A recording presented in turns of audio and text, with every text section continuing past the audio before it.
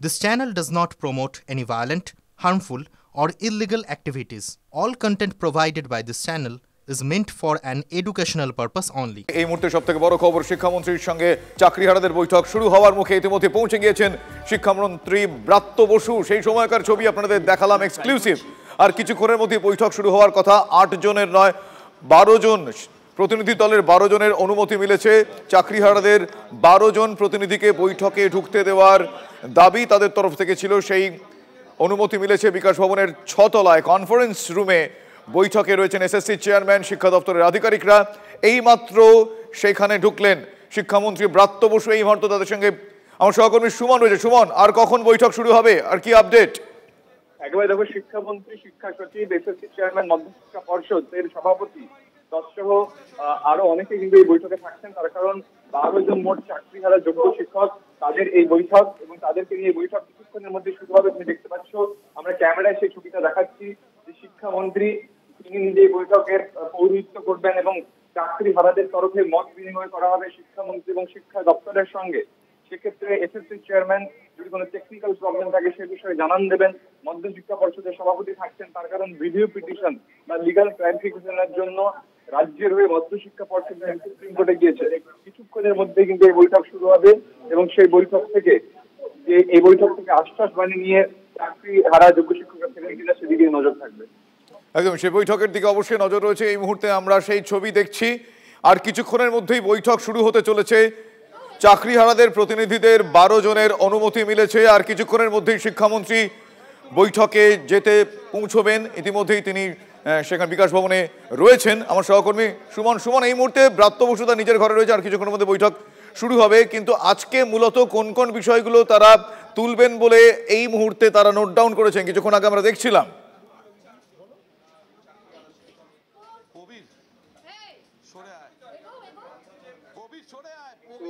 দেখতে পাচ্ছেন সরাসরি ব্রাত্য বসু তিনি কিন্তু তার ঘর থেকে বেরিয়ে কিছুক্ষণের মধ্যেই কনফারেন্স রুমে যাবেন, যেখানে বৈঠক শুরু হবে। সরাসরি সেই ছবিটা টিভি বাংলা ক্যামেরায় দেখা যাচ্ছে এবং চাকরিহারাদের যে বেশ কিছু দাবি রয়েছে তারা কিন্তু দাবি সংগ্রহ লিখে নিয়ে এসছেন। সেই দাবি নিয়ে আলোচনা হবে। তার কারণ শিক্ষা দপ্তর, এসএসসি চেয়ারম্যান এবং মধ্যশিক্ষা পর্ষদ 3 পক্ষ এই বৈঠকে উপস্থিত থাকছে। সেই জায়গায় তাদের যে দাবি, ওএমআর এর মিরর ইমেজ আপলোড করতে হবে, যোগ্য অযোগ্য তালিকা পৃথক করে প্রকাশ করতে হবে ইত্যাদি বিষয় নিয়ে মত বিনিময় হবে এই বৈঠকে। তুমি এই মুহূর্তে বিকাশ ভবনের করিডোরের ছবি দেখতে পাচ্ছ। বিকাশ ভবনে ব্রাত্য বসুর যে ঘর, সেই ঘরের সামনে এই ফ্রেম, এখান থেকে বেরিয়ে ব্রাত্য বসু তিনি কিছুক্ষণের মধ্যে প্রবেশ করবেন। একদমই, এই করিডোরের ছবি, বিকাশ ভবনের সেই করিডোরের ছবি আমরা দেখছি।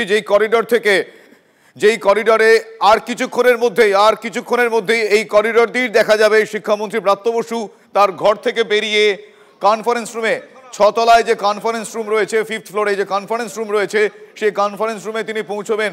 আর কিছুক্ষণের মধ্যে অত্যন্ত গুরুত্বপূর্ণ এই বৈঠক শুরু। ব্রাত্য বসু বেরোলেন, বৈঠকের দিকে যাচ্ছেন ব্রাত্য বসু। তার ঘর থেকে বেরিয়ে কনফারেন্স রুমের দিকে এগিয়ে যাচ্ছেন শিক্ষামন্ত্রী। আর কিছুক্ষণের মধ্যে গুরুত্বপূর্ণ এই বৈঠক শুরু হতে চলেছে। আমরা এই মুহূর্তে এক্সক্লুসিভ সেই ছবি দেখছি। শিক্ষামন্ত্রী তার ঘর থেকে বেরিয়ে, আমার সহকর্মী সুমন মহাপাত্র রয়েছেন। সুমন, এই মুহূর্তে আমরা দেখলাম শিক্ষামন্ত্রী কনফারেন্স রুমের দিকে এগিয়ে যাচ্ছেন। সুমন, একেবারেই তাই, শিক্ষামন্ত্রী তিনি কিন্তু কনফারেন্স রুমে গেলেন। সেখানে ইতিমধ্যেই 12 জন যোগ্য চাকরিহারা শিক্ষক তারা রয়েছেন এবং কিছুক্ষণের মধ্যে বৈঠক শুরু হবে এবং শিক্ষামন্ত্রী তিনি বৈঠকের যে কনফারেন্স সেখানে প্রবেশ করলেন। তার সাথে সাথে এসএসসি চেয়ারম্যান, মধ্যশিক্ষা পর্ষদের সভাপতি তারা ইতিমধ্যেই সেখানে আগে থেকে রয়েছেন যোগ্য চাকরিহারা 12 জন শিক্ষক। তাদের মধ্যে কিন্তু বৈঠক শুরু হবে এবং কিছুক্ষণের মধ্যে এই বৈঠক শুরু হবে বলেই আমরা জানতে পারছি। যোগ্য চাকরিহারা শিক্ষকরা তাদের যে দাবি তারা পেশ করবেন এবং শিক্ষা দপ্তরের বেশ কিছু প্রস্তাব রয়েছে, যেমন আলোচনা এবং আন্দোলন দুটো একসঙ্গে চলতে পারে না ইত্যাদি বিষয়। এই যোগ্য চাকরিহারা শিক্ষকদের আর্জি জানানো হবে, তাদের জানানো হবে যাতে তারা স্কুলে ফিরে যান এবং তাদের বেতন বন্ধ হবে না। সেই মত নিয়ে কিন্তু তাদেরকে আশ্বাস বাণী দেওয়া হবে রাজ্য শিক্ষা দপ্তরের তরফ থেকে, তেমনটাই আমরা জানতে পারছি। শিক্ষামন্ত্রী তিনি ইতিমধ্যেই কিন্তু প্রবেশ করলেন বৈঠক স্থলে। কিছুক্ষণের মধ্যে এই বৈঠক শুরু হবে। একদমই, ব্রাত্য বসু এই মুহূর্তে কনফারেন্স রুমে পৌঁছে গিয়েছেন। আর কিছুক্ষণের মধ্যে বহু প্রতীক্ষিত এই বৈঠক শুরু হতে চলেছে। আজকের এই বৈঠক অত্যন্ত গুরুত্বপূর্ণ। এই বৈঠকে সদ্য চাকরিহারাদের যে দাবি দাওয়া রয়েছে, সেই দাবি দাওয়ার কতটা সন্তুষ্টির আলো দেখতে পারে তা তো সময় বলবে। কিন্তু আজকে এই বৈঠকে শিক্ষামন্ত্রী ব্রাত্য বসু ছাড়াও বৈঠকে রয়েছেন এসএসসি চেয়ারম্যান, রয়েছেন শিক্ষা দপ্তরের আধিকারিকরা। সদ্য চাকরিহারাদের প্রতিনিধি দলের 12 জন সদস্য তারা অনুমতি পেয়েছেন। এই মুহূর্তে তারা তাদের দাবি দাওয়া সম্বলিত গোটা বিষয় নিয়ে তারা ইতিমধ্যেই সেখানে রয়েছেন, অপেক্ষায় রয়েছেন। আর কিছুক্ষণের মধ্যেই শুরু হতে চলেছে বহু প্রতীক্ষিত এই বৈঠক। চাকরিহারাদের 12 জন সদস্যদের সঙ্গে আর কিছুক্ষণের মধ্যে শিক্ষামন্ত্রীর এই বৈঠক। তারা তাদের দাবি জানিয়েছেন, তাদের চাকরি ফিরিয়ে দিতে হবে। শুধু তাই নয়, ওয়েমারের এই মুহূর্তে তাদের মিরর কপি দেখাতে হবে। পাশাপাশি তারা এটাও জানাচ্ছেন বেতন যেন বন্ধ না হয়। তাদের এই মুহূর্তের এই দাবি দাওয়াগুলো কতটা সন্তুষ্টির আলো দেখতে পারে সেই দিকে অবশ্যই নজর রয়েছে।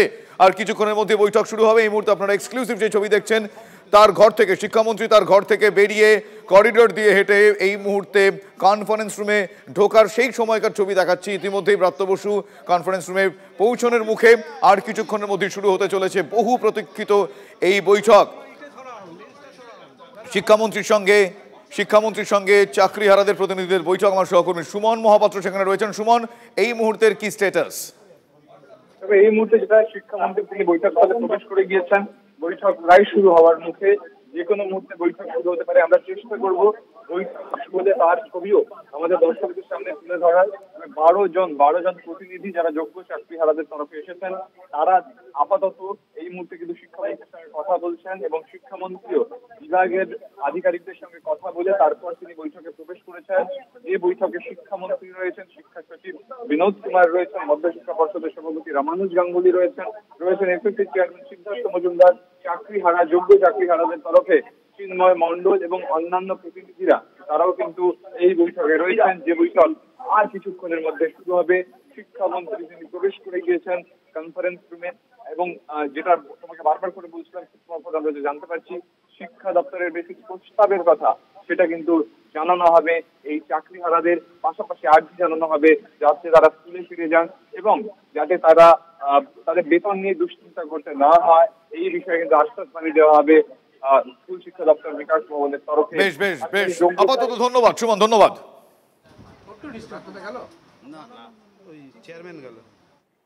পরীক্ষায় বসার পর আমরা একটা যা ধাপ পেরোতে হয়, রিটেন পরীক্ষা, তারপরে ইন্টারভিউ, এই ধাপ পেরিয়ে আমরা একটা চাকরি করছিলাম দীর্ঘ 6.5 বছর ধরে। এবার এই ইন দ্য মিন টাইম 2022 সালে সম্ভবত কিছু অভিযোগ আসে আরটিআইয়ের সাপেক্ষে এবং তার বিরুদ্ধে সেটাকে নিয়ে বিকাশবাবুরা ওনারা কোর্টে যান। এবং বিকাশবাবুদের যে এই লড়াই ছিল, যে দুর্নীতির বিরুদ্ধে যে লড়াই, সেই লড়াইটা আমি অবশ্যই কুর্নিশ জানাই। কারণ একটা সরকারি চাকরিতে যখন এতজন পরীক্ষায় বসছে, সেখানে অবশ্যই মেরিটটাই প্রথম এবং একমাত্র প্রায়োরিটি আসা উচিত। তাহলে আপনার চাকরি বিকাশবাবু খাননি না, কিন্তু উনি যে দাবি করছেন যে পুরো প্যানেল ক্যান্সেল, এই দাবিটা অন্যায়। কারণ এই প্যানেলে অনেক যোগ্য শিক্ষক আছে, অনেক ভালো টিচার, অনেক ভালো মেরিটের স্টুডেন্ট আছে, তারা কিন্তু কোনো রকম অসৎ উপায়ে পরীক্ষা দেয়নি। আপনার চাকরি কে খেয়েছে? আমি তো প্রথমেই বললাম, এখানে আমাদের ব্যাপার যেটা হচ্ছে, আমাদের চাকরিটা নিয়ে প্রচুর পরিমাণে রাজনীতি হচ্ছে। আমরা রাজনীতির শিকার ম্যাডাম। আপনার চাকরি কি শুভেন্দু অধিকারী খেয়েছে? এবার আপনার যা উত্তর আপনি দেবেন। দেখুন, না আমি আসছি। আপনার চাকরি কি শুভেন্দু অধিকারী খেয়েছে? একদমই নয়, এটা একটা প্রাতিষ্ঠানিক দুর্নীতি। এখানে কোনো রাজনীতিতে আমরা সরাসরি জড়িয়ে গেছি, কারণ কাদা ছেঁড়াছড়ি রাজনীতিবিদদের মধ্যে থাকবেই, কিন্তু আমরা মাঝখানে ভিক্টিমাইজড। সেই জন্য আমাদের পেটে লাথি পড়েছে, আমাদের চাকরি একটা প্রাতিষ্ঠানিক দুর্নীতির জন্য চলে গেছে। আজকে সুপ্রিম কোর্ট বলেছে আমরা যোগ্য অযোগ্য আলাদা করতে পারলাম না, তাই পুরো প্যানেলই ক্যান্সেল। চাকরিটা খেলো কে? চাকরিটা অ্যাকচুয়ালি প্রাতিষ্ঠানিক দুর্নীতি। এই যে আচার্য সদন, এখানে যে অযোগ্য। বেশ, এই মুহূর্তে বৈঠক শুরু হয়ে গিয়েছে বিকাশ ভবনের সামনে। আমার সহকর্মী সৌরভ দত্ত রয়েছে। বৈঠক শুরু হয়ে গিয়েছে, সেই সময় তাদের মধ্যে কতটা আশার আলো জানবো। সৌরভ, কি বলছেন তারা, কতটা আশাবাদী? দেখো, 8 না 12 প্রাথমিক টানাপোড়েনের পর বৈঠক শুরু হয়ে গিয়েছে। বিকাশ ভবনে বৈঠক চলছে 6 তলায়, এবং বিকাশ ভবনে যখন 6 তলায় বৈঠক চলছে, তখন তার বাইরের যে রাস্তা, সেই রাস্তার ওপরে বসে রয়েছেন এখানে চাকরিহারা যোগ্য শিক্ষকেরা। তারাও সেই বৈঠকের দিকে তাকিয়ে রয়েছেন, তারা ঠাই এখানে বৈঠক রয়েছেন কনফারেন্স রুমে। মন্ত্রীর সঙ্গে বৈঠকে তাদের প্রতিনিধিরা রয়েছেন, আর বাকিরা রয়েছেন যারা তাদের সঙ্গে এসেছিলেন, তারা এখানে রয়েছেন। এখানে তারা অপেক্ষারত, সেই বৈঠকের দিকে তারাও তাকিয়ে রয়েছেন। ম্যাডাম, এই বৈঠকের দিকে আপনারা তাকিয়ে রয়েছেন, একটা প্রশ্ন জানতে চাইবো, আপনাদের চাকরি খেলো কে? দেখুন, চাকরি খেয়েছে দুর্নীতি, এবার দুর্নীতি করেছে এসএসসি। এখন বর্তমানে হচ্ছে এসএসসি আমাদের হচ্ছে সার্টিফাই করলে পরে আমরা হচ্ছে এই যে মানে জটিলতার মধ্যে পড়েছে আমাদের জীবন জীবিকা, সেখান থেকে মুক্তি পাবো, এটুকুই বলতে পারি। আপনাদের চাকরি সুকান্ত মজুমদার, অভিজিৎ গাঙ্গুলি, শুভেন্দু অধিকারী, বিকাশ রঞ্জন ভট্টাচার্য এরা খেলেন, মনে করেন এটা? দেখুন, এখন যেই পরিস্থিতিতে আছি কারুকেই হচ্ছে দোষারোপ করে তো লাভ নেই। এখন পরিস্থিতি এমনই, চাইবো শুধু যে এই পরিস্থিতি থেকে যেন বেরোতে পারি, তার জন্য সকলকেই এগিয়ে আসা উচিত। কারণ হলো হচ্ছে এটা তো খুব সত্যি কথা, সকলেই মানবেন যে এই এত বড় 19,000-এর মধ্যে সকলেই তো আমরা হচ্ছে পয়সা দিয়ে আমরা তো আর চাকরি পাইনি কি, আমরা তো মানে বেশ বড় সংখ্যার ছাত্রছাত্রী ছিলাম যারা হচ্ছে আমরা ভালো পড়াশোনা করে তারপরে এসেছিলাম এবং হচ্ছে আমরা নন টেন্টেড। অন্তত তাদের হয়ে প্রত্যেককে বলবো, মানে জনমত নির্বিশেষে প্রত্যেকে যেন এগিয়ে এসে আমাদের কথাটা বলেন। ভেতরে বৈঠক চলছে, বৈঠক এখন আরও দীর্ঘায়িত হবে, আপনারা বাইরে বসে রয়েছেন, কিসের অপেক্ষায় রাস্তায় বসে রয়েছেন? ভেতরে বৈঠক চলছে ও আপনারা এখানে বসে রয়েছেন বিকাশ ভবনে। একটাই আশা যে সদ্বুদ্ধির উদয় হোক।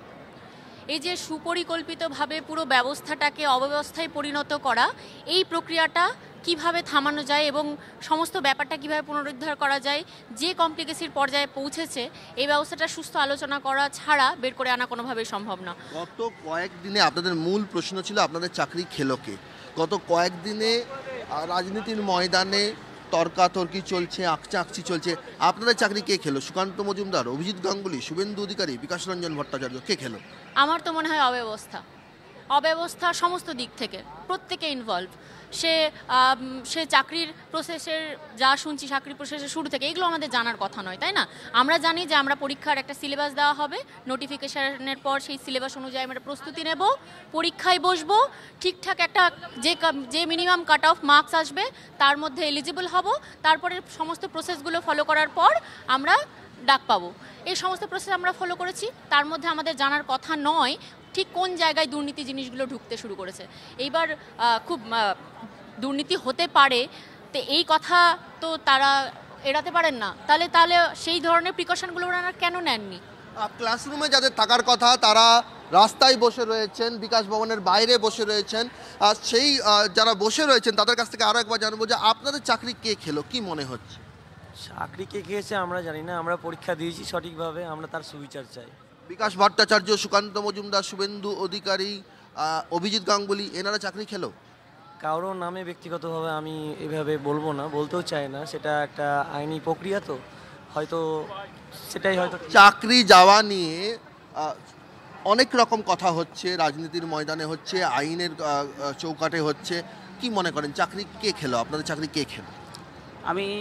আমার এখানে এসে মানে বেশ কিছুদিন ধরে তো এটা চলছে, তো আমার একটা কথা খুব মনে হচ্ছে যে আমরা ছোটোবেলায় পিসি সরকারের একটা ম্যাজিক দেখতাম, পিসি সরকার যেরকম জাদু দেখাতেন, তো আমার মনে হয় এই সরকারও এরকম একটা জাদু দেখাচ্ছেন। জাদুটা কেমন না, আমরা যখন পরীক্ষায় ফর্ম ফিল আপ করলাম তখন সেটা অ্যাজ এ পার্মানেন্ট পোস্ট হিসাবে ফর্ম ফিল আপ করলাম, হঠাৎ করে রাতারাতি এখন সেটা ভলেন্টিয়ারি পোস্ট হয়ে গেল।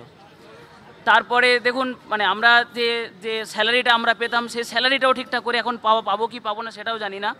তো আমার বক্তব্য হচ্ছে যে একটাই, যে আমরা যে সম্মান নিয়ে চাকরি পেয়েছিলাম সেই সম্মান আমাদেরকে ফিরে। বেশ সৌরভ, তুমি ওদের সঙ্গে কথা বলো, আমি তোমার কাছে আরো একবার আসবো। তারা বলছেন তারা এই গোটা বিষয়টাকে সার্কাস্টিক্যালি বললেন জাদুর সঙ্গে গুলিয়ে ফেলছেন, ম্যাজিক্যালি তাদের চাকরি চলে গেল, দিনের পর দিন তারা যে চাকরি করে এসেছেন সে চাকরি হট করে চলে গেল, তারা এটাকে ম্যাজিক বলে আখ্যায়িত করছেন সার্কাস্টিক্যালি। আমার সহকর্মী সুমন মহাপাত্র এই মুহূর্তে বিকাশ ভবনের ভেতরে রয়েছেন। সুমন, এখনো পর্যন্ত বৈঠক শুরু হয়ে যাওয়ার পর এনি আপডেট?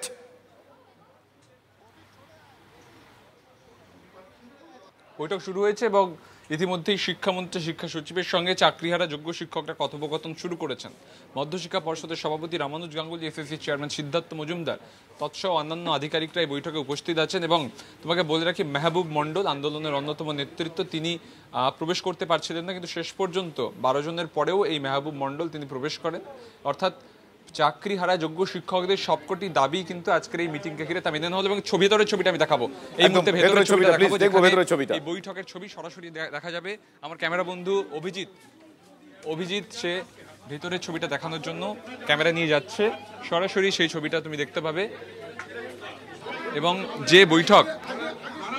যে বৈঠক শুরু হয়েছে সেই বৈঠককে ঘিরে প্রত্যেকের মুহূর্তে মনে কিন্তু একটা উন্মাদনা রয়েছে, কারণ শিক্ষকদের চাকরি নির্ভর করছে এই বৈঠকের উপরে এবং এই বৈঠক কিছুক্ষণের মধ্যে শুরু হবে, যেটা হয়ে গিয়েছে ইতিমধ্যে। সেই বৈঠকের ছবি আমরা দেখাবো। অভিজিৎ ক্যামেরা বন্ধু সে যাচ্ছে ক্যামেরা নিয়ে, TV9 বাংলা প্রবেশ করছে বৈঠকের অকুস্থলে, সেখান থেকে সরাসরি লাইভ সম্প্রচার আমরা দেখতে পাবো। আমাদের ক্যামেরা এই মুহূর্তে শিক্ষা দপ্তরের আধিকারিক শিক্ষামন্ত্রীদের সঙ্গে যে বৈঠক হচ্ছে সেই বৈঠকে কিন্তু প্রবেশ করছে ক্যামেরা এবং সেই বৈঠক শুরু হয়েছে। সেই বৈঠকের কিন্তু সরাসরি ছবি দেখা যাবে কিছুক্ষণের মধ্যেই। একদম আর কিছুক্ষণের মধ্যেই সেই ছবি দেখতে পাওয়া যাবে। এই মুহূর্তে আমার সহকর্মী সুমন মহাপাত্র, আপনারা এই মুহূর্তে দেখছেন করিডোরে এই মুহূর্তে সেই ছবি। এই মুহূর্তে দেখা যাচ্ছে ব্রাত্য বসু সেই সময়কার ছবি আপনাদের দেখাচ্ছে, যখন তার রুম থেকে বেরিয়ে তিনি কনফারেন্স রুমের দিকে যাচ্ছিলেন। ইতিমধ্যে বৈঠক শুরু হয়ে গিয়েছে। এই মুহূর্তের ছবি দেখছেন সরাসরি, এক্সক্লুসিভ সেই ছবি। বৈঠক চলছে, এক্সক্লুসিভ সেই ছবি, বৈঠকের ছবি। শিক্ষামন্ত্রী ব্রাত্য বসুর সঙ্গে চাকরিহারাদের 13 জন সদস্যের বৈঠক।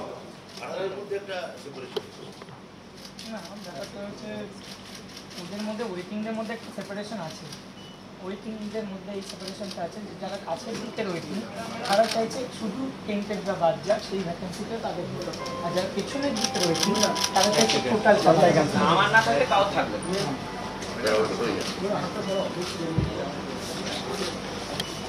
আব্দুল্লাহ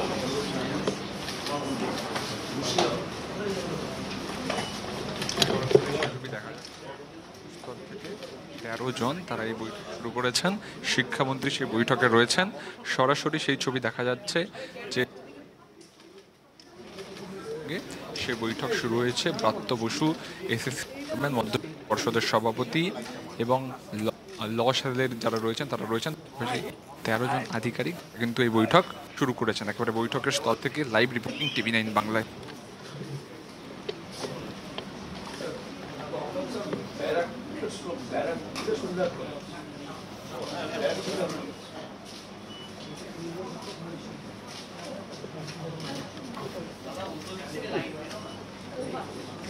বেরোতে হবে।